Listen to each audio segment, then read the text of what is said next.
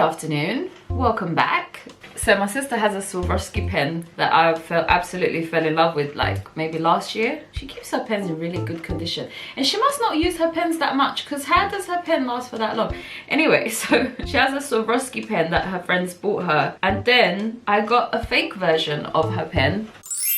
I don't know if you can see it, but there's like little bits of rocks in there. It resembles Swarovski's, and this was £2. I don't even know how much it was. It might have been a little bit more than that, but you know, it's from eBay. And then this one's also from eBay because I got it for the kids. They were sitting in my room, and then like literally every single one of them was like, "Whose is this one then?" And I was like, "Mine." And they looked at me like, "Huh? What do you mean it's yours?" And I think that all of them asked me like, "What do you mean it's yours?" Like, what else would I mean?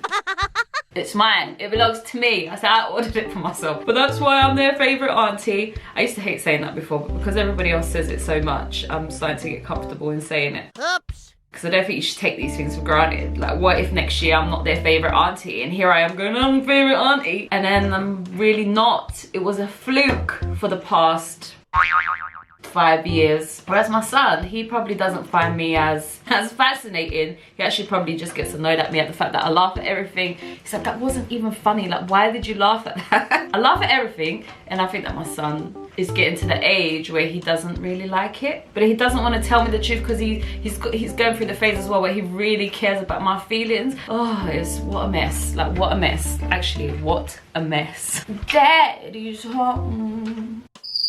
Anyway, now that you're warmed up with my little story about this pen, I thought I'd welcome back a video into the new year, 2022, brand new year. Whatever that means.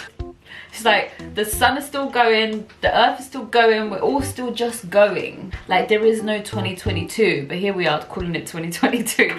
And I feel like, there's been a shift in me. And I'm sure I've said it so many times, like, there's been a shift in me. And there always has been a shift in me, but this one, I feel like is a very positive one. So I'm here to speak about it. Because I think here, going into the end of 2021, I think that my brain was actually breaking. What I was going towards at the end of this 2021 was that type of brain experience where like literally my brain was not coping and it was going to explode.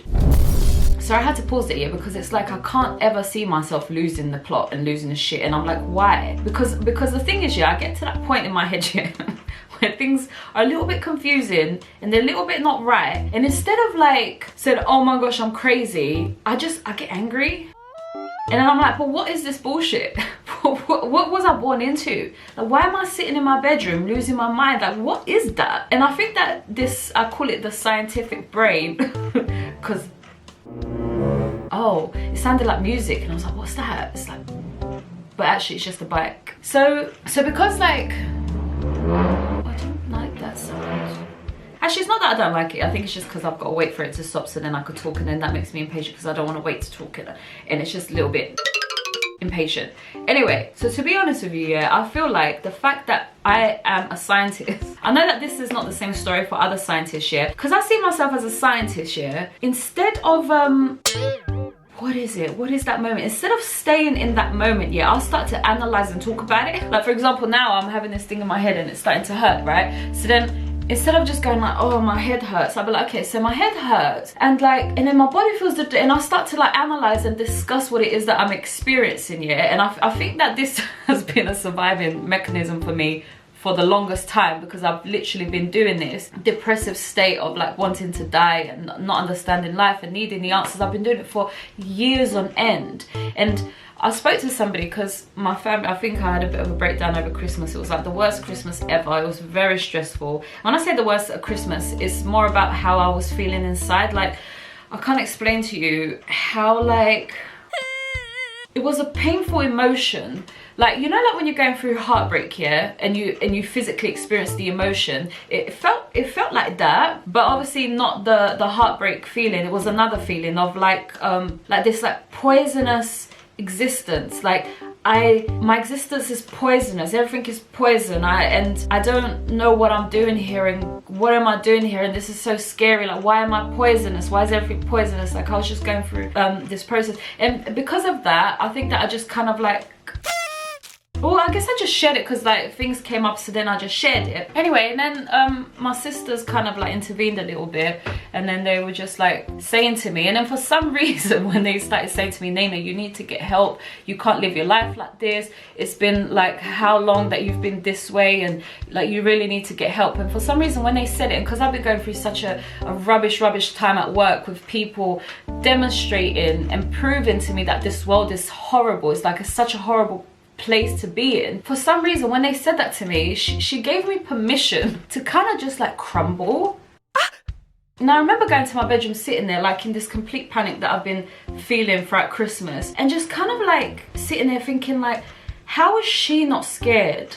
Because I've always been the one that's not scared, and then now she's the one that's like being there for me. Like my older sister, like she was kind of like, I don't know, like intervening a little bit, and it felt like she was the strong one, and I have never felt like that about anybody, like ever. And I was sitting there in my room being the weak one and feeling panic for her, and feeling panic for her existence. Like, how can she be the strong one if I'm the weak one? And how is she surviving, like in her brain, knowing that I'm the weak one? Like, and I was just very scared at the whole situation. Like, I didn't understand it. It just felt scary. Like the panic in my chest was like the biggest it's ever been. The vibrations in my body was just very poisonous, and it was a bad time. Anyway, the point is that I reached out for help. I reached out many different ways for help, because I think that I just, well, it was definitely the end of the line for me, right? It was the end of the line. There's no hope for me to be in this world. There's no hope for nothing. I don't know anything. My brain is lost. My body's lost. Everything is lost. It's just the end. So I think that because I reached the end like that, then when I did reach out for help, I just reached out to everything that was available, right? So firstly, I went to this therapy thing that was available through work, because I think that it would be free. And then I called them up, and then I was very nervous at the conversation, because I think I'm a bit embarrassed, even though I talk about these things on videos. I don't know who's listening to me, so I'm just kind of talking to myself. Whereas that, it's like there's a woman and she has to hear me say these things, right? So anyway, so then I spoke to her, and she was extremely, oh no, not helpful. It was like there was no match between mine and her mind. And then she asked me a question like, how many times have you planned to end your life? I heard the words in a different way, right? Because every day of my life is me obsessing of how can I end my life. So then I started telling her that, and she said, oh no, stop, I didn't ask you that. I said, how many times have you planned it? Meaning, you planned the step. So obviously she made me angry, because this type of behavior was exactly why I'm here in the first place, right? Because I don't understand that behavior. It's not nice. The whole world is full of it. And now I'm getting angry that I even exist in the first place. I shouldn't be forced to exist like this. Like, this is unacceptable existence, and I should not be forced to be here. And so then this anger comes out in me, right? Anyway, so then I'm speaking to her, she takes all these numbers, all this test, all these things, and she's like, well, I can't help you because you've scored too high. I suggest that either if you have the money, pay for a long-term therapist, because that's what you need, and if you can't afford that, go to your GP and tell your GP. Actually, she suggested that to begin with. Go to your GP, tell them that you've spoken to a therapist, and that she has suggested that you get referred to an urgent plan, and do whatever. And if you can afford it, go and find one. So then I went to this private guy, and I really liked his profile. It was like a bunch of therapists. I picked him. What attracted me was that he said about existential crisis, and I was like, oh my gosh, that seems like what I'm going through, because God is confusing. Like, is there a God? Like, it is about existence. Anyway, so I emailed him. These false starts here were very difficult, because then it's like proof after proof that this is not worth it, right? That this is not gonna work, it's not worth it. And maybe other families have people around them who actually take charge. So it's like, okay, so you're too weak to deal with this, let me sort this out for you. So I didn't have that, because I'm very independent and stuff, right? And I'm an adult. So then I'm there talking to the guy, and then the woman on the phone prior to this said, don't waste your money, make sure you get a consultation, because you really need to be honest about somebody who understands your mind, who can help you. Because she kept trying to help me in the conversation, and I kept throwing things back at her, and she didn't know what to say, because genuinely she's like, I understand what you're saying, and I don't know how to help you. And she was honest about that, right? Anyway, so then and then I said to him, you know, can we have a consultation? He was like, yeah, sure thing, I specialize in this, let me know what your availability is, and it's £100.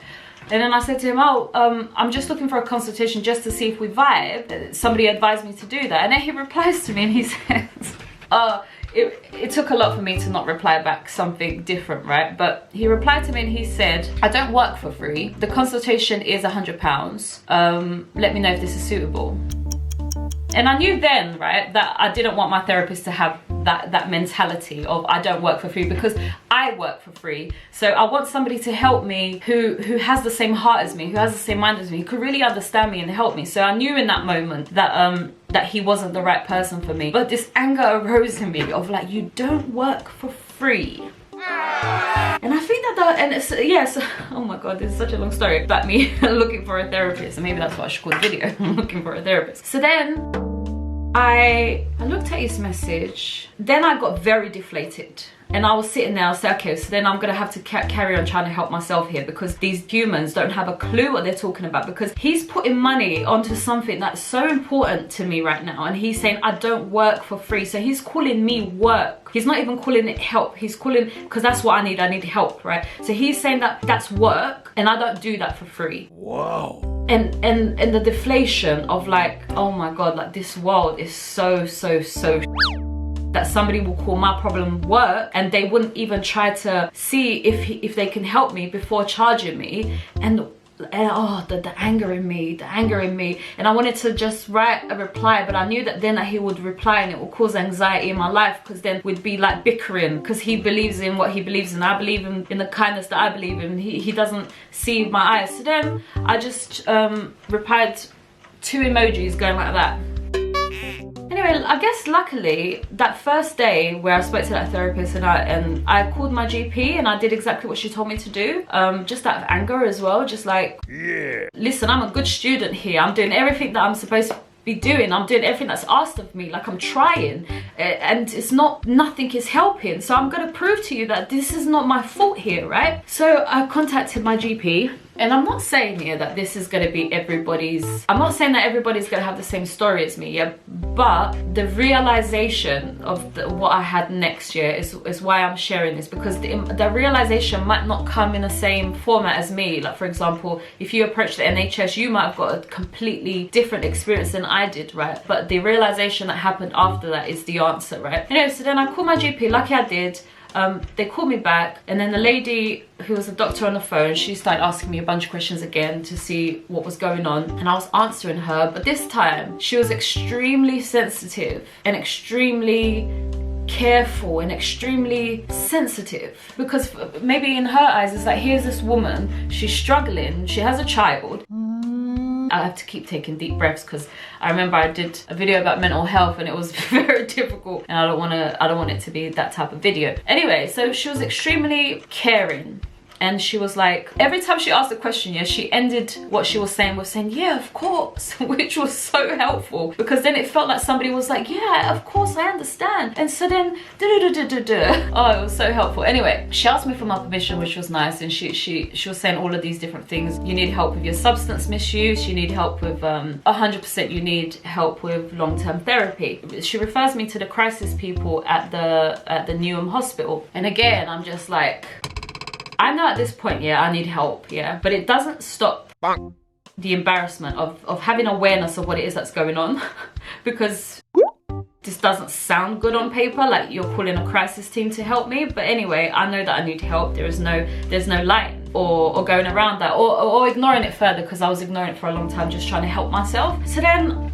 they asked me to come in the evening, but I don't leave my house in the evening. So then I said I'm gonna come next morning. So then I turn up the next morning. I was very scared because I had preconceived notions, because for many years now, right, I observe my mind like I do all the time, and I talk about myself, and I know that my mind is not very normal. And then also my mum has said to me many times that she doesn't see me as normal, and actually when I get very upset, it's very abnormal. So I'm just approaching the hospital just accepting the worst, because I actually need help, so I actually don't care at this point. Like, if you tell me I'm crazy and you lock me up, I would prefer that than what I'm experiencing right now. So now I'm approaching the thing and I'm like, okay, so this is the first time I've ever spoken to a doctor like this, and you know, I know that some things I'm gonna say is gonna sound abnormal. I know that we're gonna go down that line, but I don't care because I actually just need help. Anyway, so then I go into this crisis center. It's next door to the Newham hospital, and I spend 2 hours in that room with the lady, and she's asking me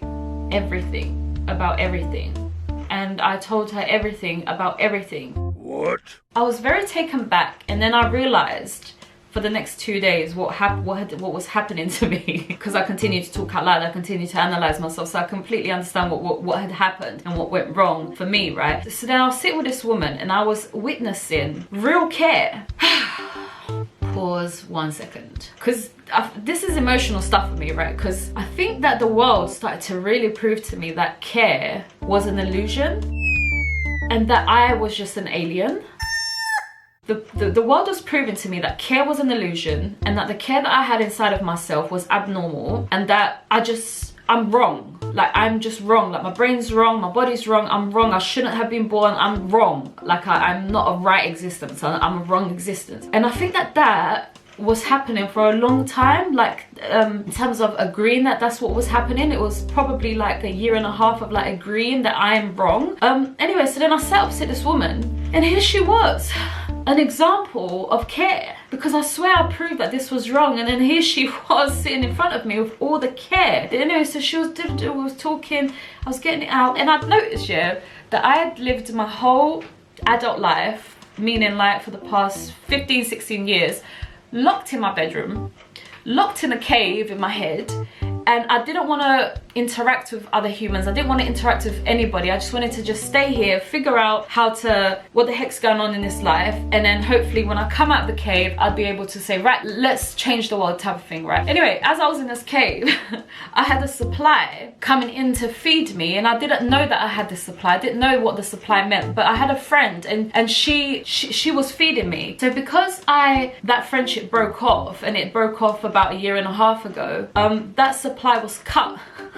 And so then when that supply was cut, everything started to go bad. And I only realized that talking to this woman, that actually what she was feeding me was kindness and care, and I wasn't really receiving it anywhere else. But because her dose was so strong of her kindness and care towards me, that's all that I needed, and I never questioned it. So because that was cut away, then I started getting starved of the care and the kindness, and I didn't even realize this until I saw the woman sitting in front of me, and I was just a bit taken back by her. Anyway, so we spoke, and then I asked her at the end, I said, I don't understand why you do this. Like, I don't understand why you're helping me. I don't understand why you got into this profession. And I could see that she was a bit uncomfortable when I asked her that. So then I kind of started answering it for her, and then she then took over, and then she kind of said, like, actually I don't remember what she said. I just remember how I felt about what she said, which was the acceptance that kindness is real. And actually, every time I go to the hospital in Whitechapel, yeah, I don't ever want to leave there. Like, I have these like silly thoughts in my head that if I could just find a cupboard and lock myself in a cupboard, and I could just live here and never leave, because my anxiety is so bad, I'll actually like secretly like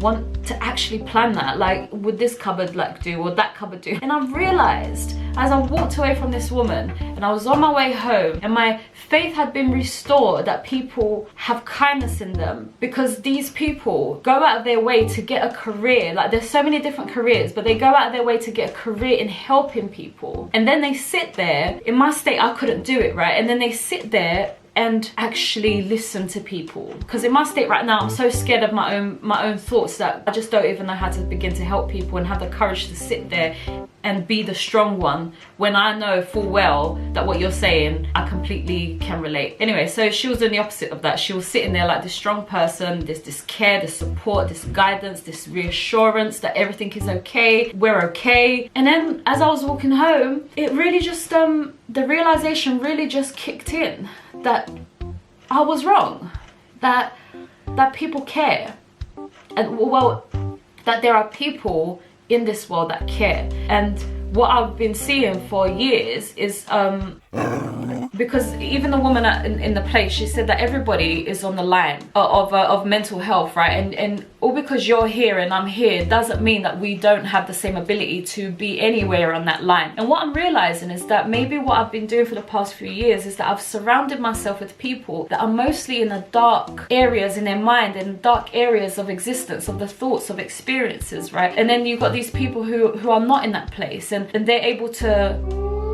So I had to stop there because I'm still able to help people and guide people in the state that I'm in now anyway. And I guess what it is that her state basically is not making her drown. Like, she's in a place on this end of the spectrum where she's not drowning, and I'm in the state of this end of the spectrum where I am drowning, and I'm surrounded by people who are not so far. But you've been sitting there for half an hour and now you decide to meow. Why? But why? You're not even looking at me. So you're meowing at my voice, but you're not looking at me. Okay, baby. I don't even know what I was saying, but basically I'm just saying that I was starved of kindness, and I was very grateful to get the kindness back into my perspective, into my feeling. And I've been doing this project inspiration for such a long time, like, oh, I want to go in front of people, I want to go in front of kids, I want to talk about mental health, and every time I was practicing in my room or going through it, or I felt fake. I felt like I'm doing this for what am I doing this for? Because really my dream is to actually go on the telly, broadcast the telly across the whole entire human race, and just start talking about how, you know, how does a new world look like, what is the human experiencing, what is the human experience anyway, and let's all these conversations, right? That's my dream. And then I'll sing you a song at the end because of my other dream of music, right? That's my dream. So why is it that I'm building this project inspiration? It feels fake, it feels forced, right? So then when I got home that day from speaking to that woman, everything just started to make sense. And that's the thing that I was missing from me, because I've been starved of it, because I wasn't aware of it. I forgot it in myself, and basically what I was missing is the care for others, which then means that I can't be in this bubble, right, in this cave where my friend was feeding me this care. I can't live like that, because actually what society is, which is me getting to the point that I was supposed to talk about, is that we're supposed to be together. God, what a long story just to get to the point of like the realization that we're supposed to be together. I'm not supposed to be in a cave not interacting with humans. We're supposed to be together, giving each other care, giving each other guidance, giving each other support, being there to love each other. That's what we're supposed to do together. And I had to learn it the hard way, the blind way, because I didn't even know that I was learning it until it all just came crashing down. That I need humans. I need them. As independent as I am, as hard as that is to say out loud, I need people. I need human. I need their care. I need their love. And actually in return, that's exactly what I can give them, because it makes me happy to give them. So now when I do project inspiration in my head and when I'm speaking, I'm there because I'm here to care for you. I'm here to just care for you. So when I leave here, you be like, rah, that girl really cares, that she actually cares for me. And that was what I was missing from all of my ideas, from all of my thoughts and experiences, and definitely examples of life around me showing me what life is. And I'm so happy that I got to the place, even though we've got a very long road ahead of us, you know, because I've got to talk to psychiatrists now, I've got to actually get help in my brain of how to like not melt anymore. And so I know we've got a long road ahead, but I'm literally got this new feeling born in me of like care, and that's what I want to give to, that's what I am going to give to people anywhere I go, is the care that she gave me in that room that I really, really, really needed. I want to give that in all of the moments of my life, apart from when I'm sleeping or if I'm like really excited and I'm just completely zoned out thinking about something. But if I'm aware and other people are around me, I want to do that to people, because I think we deserve it. And actually, if you don't go through a crisis yourself, you don't even see the importance of that moment of the togetherness of care. And I was forced to see the importance of it, and I'm glad that I did, because now I understand my place. I understand why I have so much care inside of me, because it's all just to give to somebody else, to whoever else, to 8 billion humans and however many dogs. And I wonder how many fishes are in the ocean. Ooh. What I'm saying is that I'm here to give care to all of it. Yeah? Alright, so cheers to me getting a therapist soon. Actually, I've got to go to see a psychiatrist first. I can't get a therapist until I see a psychiatrist. And then she's going to decide my plan of care alongside me. And then hopefully I'll then start seeing a therapist to talk about my brain. It's funny because she said to me in the room, she said, do you hear voices? Yeah, I do. She even started the question by saying, I know people hate to answer this question and they hate being asked this question, but do you hear voices? And because I'd already agreed that I don't care what you do to me, I need help, I don't care, I answered it very, very comfortably, like, yes, I do. Okay, what do they say, Nayna? Well, some of them are a bit mean, some of them are nice, some of them are oddly correct, but... And then I said to her, by the way, I was a mess. I was not like this, right? I said to her, I understand, because back in the day, I would have thought that that was God, right? There were naughty spirits talking in my ear. There were good spirits talking to my ear. And that's just how life is, right?